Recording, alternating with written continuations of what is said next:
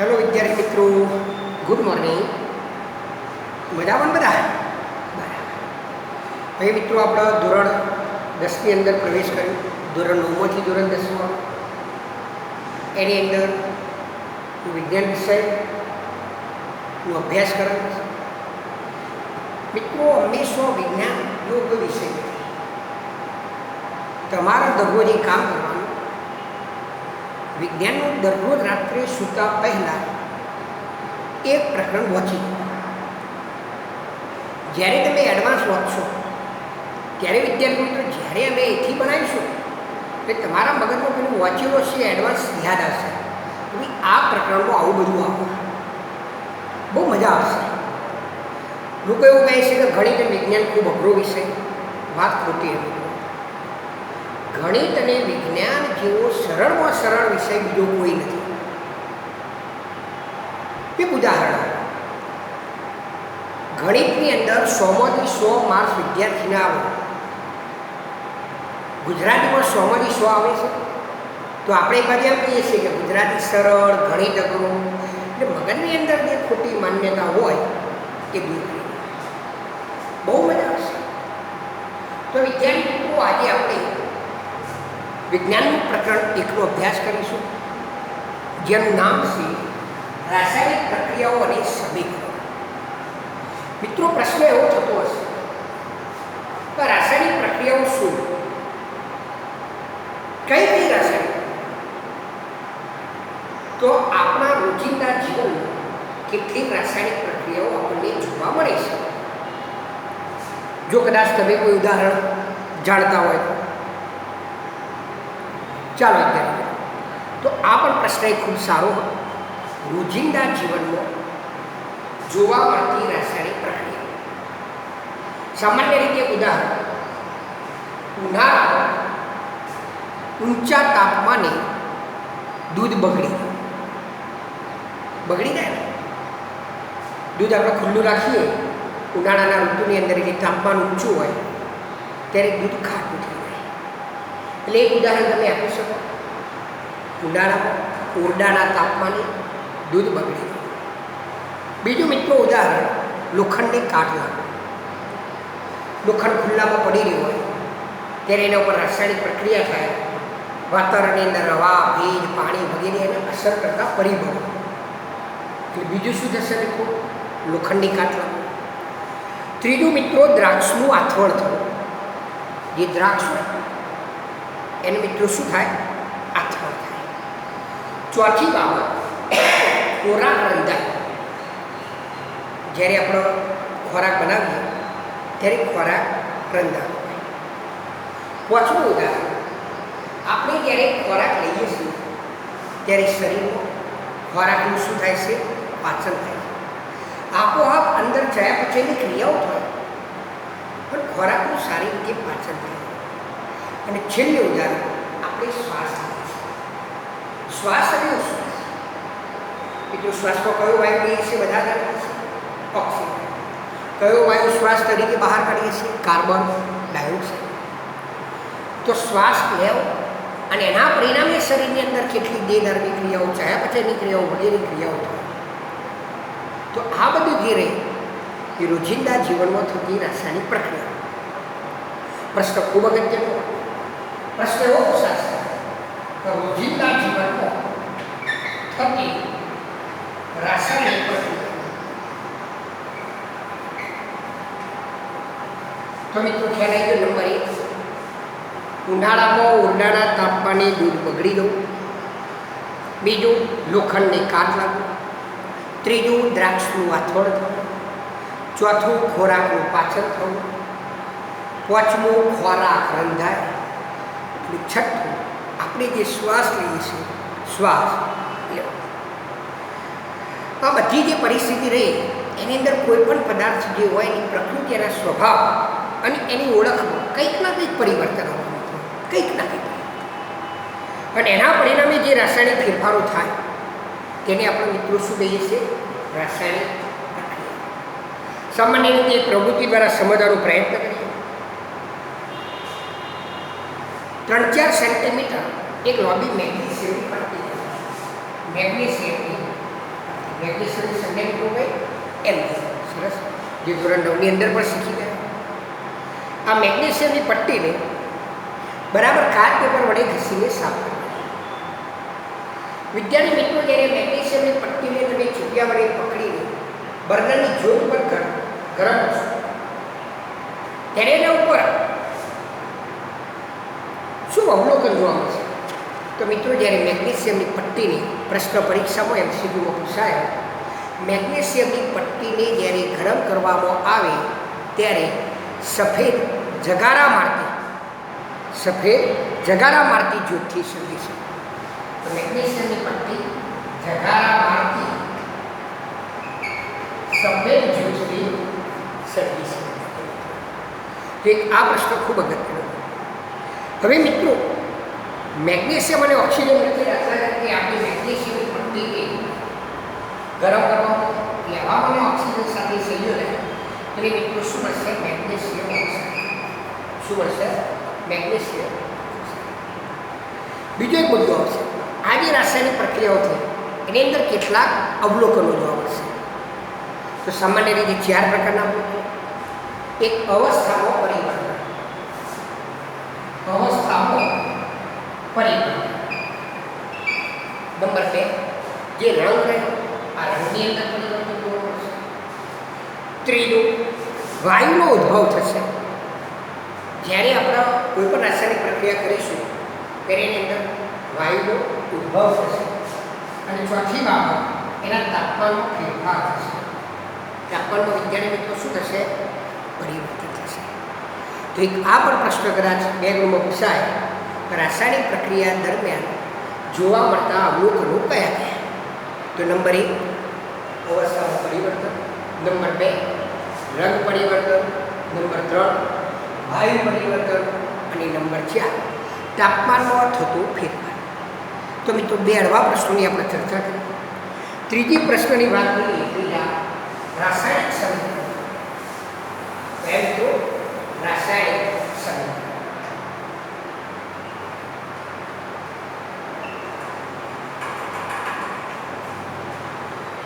ખૂબ સારું ટોપિક, ખૂબ સારું.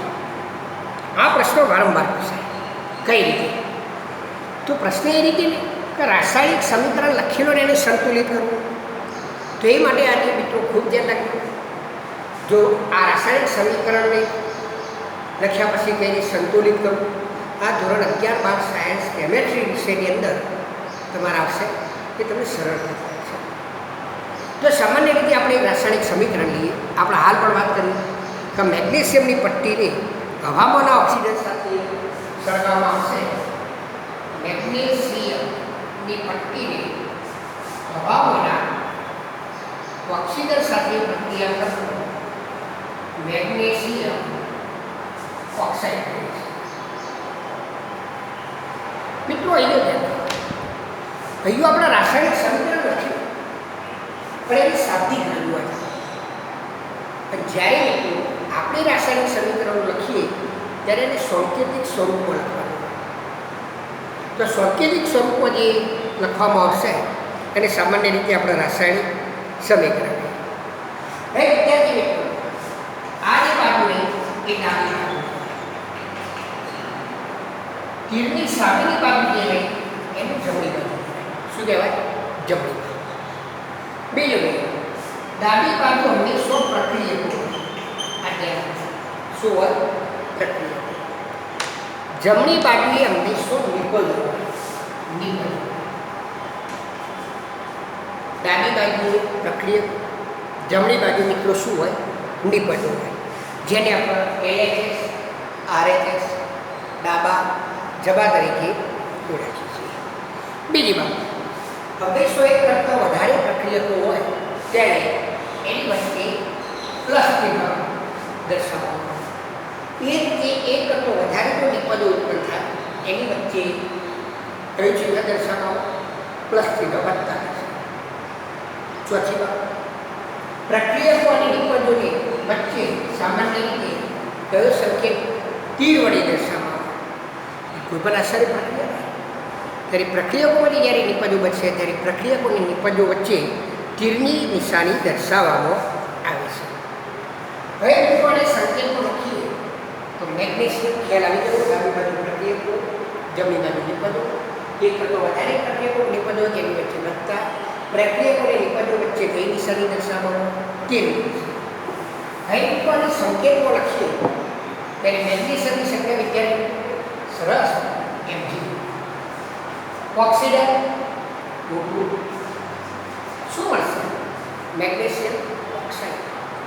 મેગ્નેશિયમની સંખ્યા Mg, ઓક્સાઇડ, મેગ્નેશિયમ ઓક્સાઇડ. મિત્રો એ ડાબી તરફ જમણી બાજુ. મિત્રો અહીંયા એ ડાબી બાજુ અને જમણી બાજુ જે પ્રક્રિયકોની નિપજો મળ્યા એ બંને બાજુ જે તત્વો રહ્યા એ પરમાણુ એમના દળ હંમેશા કેવા થવા જોઈએ? સમાન. જે રાસાયણિક સમીકરણમાં ડાબી બાજુ અને જમણી બાજુ તત્વોના અથવા પરમાણુઓના દળ સમાન હોય એમને સમતોલિત સમીકરણ કહેવાય. કયું મિત્રો? સમતોલિત સમીકરણ. એનાથી ઊંધું જોઈએ તો અસમતોલિત સમીકરણ છે. પ્રશ્ન પૂછાય સમતોલિત સમીકરણ, અસમતોલિત સમીકરણ. તો પ્રક્રિયકો અને નિપજોના પરમાણુઓની સંખ્યા દળ સમાન ન હોય એને શું કહેવાય? અસમતુલિત સમીકરણ. કઈ મિત્રો? અસમતુલિત સમીકરણ કહેવાય. સમતોલિત રાસાયણિક સમીકરણ માટે એક દળ સંચયનો નિયમ ખૂબ અગત્યનો,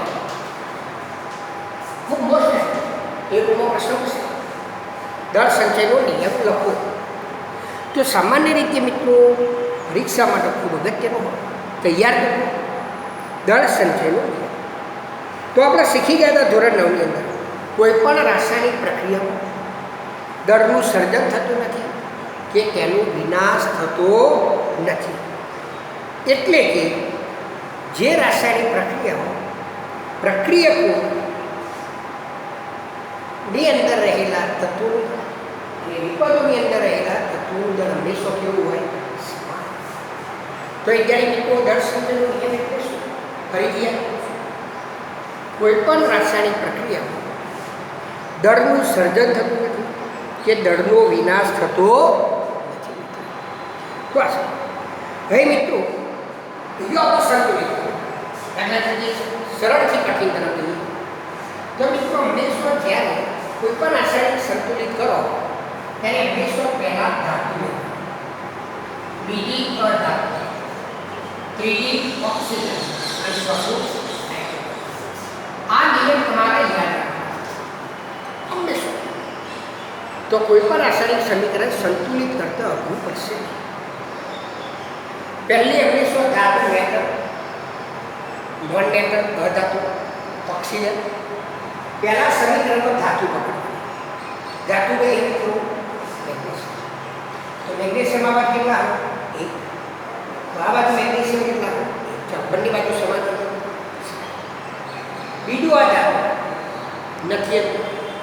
ત્રીજું ઓક્સિજન. તો ઓક્સિજન કેટલા? ઓક્સિજન 2. આ બાજુ કેટલા? 1. તો કેટલા કરવા પડશે? 2. તો 2 અહીંયા આ પાછો ઓક્સિજન સરખા કરીને બહાર ફરીથી આગળ આવ્યું પાછી ધાતુ જોઈએ. તો ધાતુ કેટલી છે? મેગ્નેશિયમ 1. અહીંયા કેટલા? 2. તો પાછા કેટલા થઈ ગયું?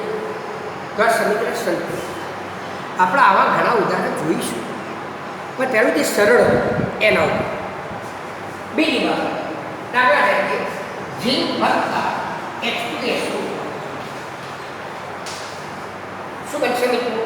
ZnH2 ZnSO4 વત્તા હાઇડ્રોજન.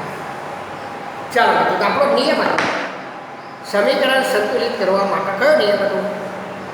પહેલી વાત ધાતુ. કઈ ધાતુ હોય? ઝીંક. તો કેટલા આવે? 1. તો આ બાજુ ઝીંક કેટલા? બીજું અધાતુ. અધાતુ કઈ? સલ્ફર. કયો કેટલા આવે? 1. બીજો કેટલા? ત્રીજું ઓક્સિજન. કયો ઓક્સિજન કેટલા? 4. કયો કેટલા? 4. અને ચોથો નિયમ હતો હાઇડ્રોજન. તો હાઇડ્રોજન કેટલા? 2 હાઇડ્રોજન. તો આ સમીકરણ કેવું કહેવાય? સંતુલિત કે અસંતુલિત? ખ્યાલ આવી ગયો? તમારા પુસ્તકની અંદર આ ઇઝી સિસ્ટમ તમારા પુસ્તકની અંદર અહીં જો આ રીતે કોષ્ટક બનેલા દાખલા તરીકે પ્રક્રિયા પછી નિર્માણ બરાબર અહીંયા તત્વો પહેલું કયું જે બીજું કયું હોય સલ્ફર ઓક્સિજન અને હાઇડ્રોજન ઝીંક સલ્ફર ઓક્સિજન એવું પૂછશે કે લાઈન દાખલા તરીકે તમે યાદ કરી લેશો ઝીંક હાઇડ્રોજન સલ્ફર અને પ્રક્રિયકોમાં ઝીંક કેટલા એક વિપજકો કેટલા એક હાઇડ્રોજન કેટલા બે હાઇડ્રોજન કેટલા બે સલ્ફર એક સલ્ફર એક ઓક્સિજન 4 ઓક્સિજન તો મિત્રો જો પ્રક્રિયકોની અંદર જે પરમાણુ હતા એમના વિપજોની અંદર બંનેની સંખ્યા કેટલી સમાન તો વિદ્યાર્થી મિત્રો આ સમીકરણને કયું સમીકરણ કહેવાય સંતુલિત સમીકરણ ત્રીજું એક ઉદાહરણ લઈએ ફેરે જેને આયા લખીશું Fe વત્તા H2 H2 એટલે મિત્રો જે ધોરણ 8 હોય આપણું પાણી તો ફેરિક ઓક્સાઇડ થશે Fe3O4 વત્તા મિત્રો જે પરીક્ષામાં સંતુલિત કરવાનું થશે ત્યારે આ શું કરવાની જરૂર હું એવું માનું છું કે હું જે પેલો નિયમ આપ્યો તેના શું સંતુલિત કરવાનું ધાતુ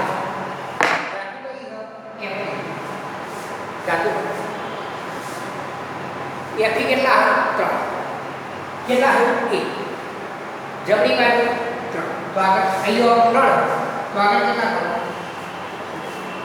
પછી બીજો નિયમ હતો ઓક્સિજન ઓક્સિજન એ અહીંયા કેટલા 4 તો હું આગળ કેટલા કરી દઉં પછી જુઓ પાછા ધાતુ જોઈ લો Fe3 હાઇડ્રોજન જુઓ કેટલા ગયા 5 અહીંયા કેટલા 2 તો આગળ કેટલા વડે ગુણીએ સરસ ગુણ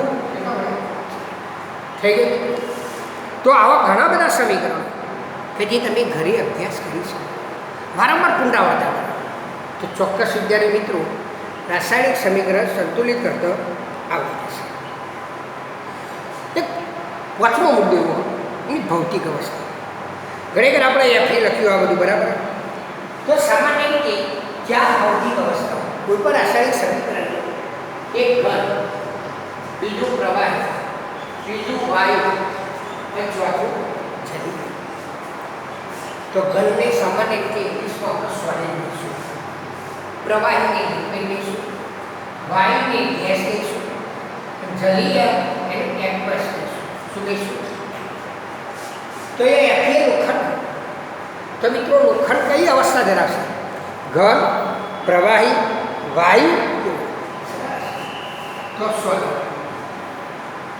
અહીંયા રાસાયણિક સમીકરણ ગાયન કહેશે H2 પાણી એટલે કે પ્રવાહી ના એ એટલી થાય એટલે ગેસ તો કોણ રાખે છે ફેરિક ઓક્સાઇડ સોલિડ હાઇડ્રોજન વાયુ ગેસ ઓકે મિત્રો તો આ જે રહી એની શું અવસ્થાઓ તો આ રીતે તમે ઘણા બધા એના સિવાય પ્રક્રિયકો છઠ્ઠો મુદ્દો પ્રક્રિયકોને નિપજોની વચ્ચે જે તીર વડે દર્શાવવાશે તેઓ ઘણી વખત ઉદ્દીપકો કામ કરે રાસાયણિક પ્રક્રિયા ખૂબ ઝડપથી ઘણી બધું તાપમાન લખેલું હશે દબાણ લખેલું હશે વાતાવરણ લખેલું હશે બધા ઉદ્દીપકો કદી રાસાયણિક પ્રક્રિયાને ખૂબ સરળતાથી પ્રાપ્ત થઈ શકે ઝડપથી થઈ શકે એક આપણે ઉદાહરણ લઈએ દાખલા તરીકે કાર્બન ડાયોક્સાઇડ સોરી વત્તા હાઇડ્રોજન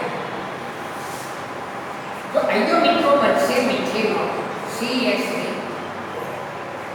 હવે પ્રક્રિયકોને નિપજોની સાના વડે વચ્ચે દર્શાવવામાં આવે તીર વડે અહીંયા ઘણી વખત આવું લખશે 340 વાતાવરણ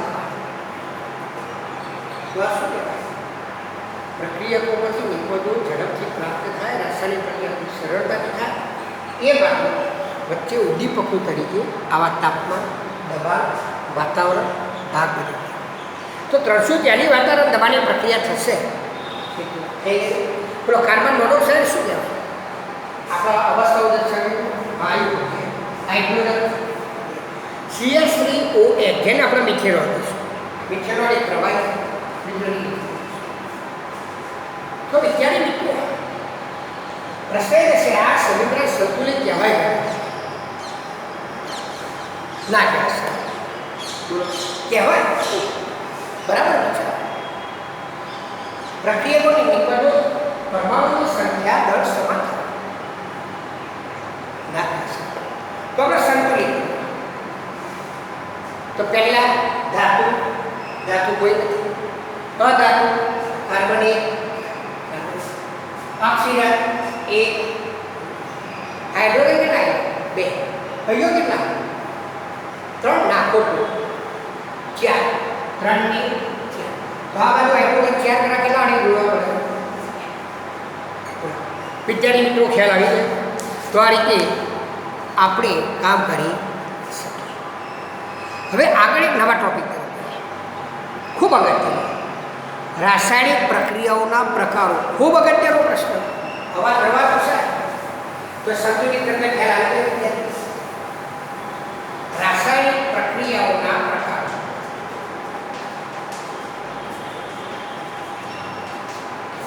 એમાં નંબર 1 પહેલી પ્રક્રિયા જોઈએ આપણે સંયોગીકરણ પ્રક્રિયા.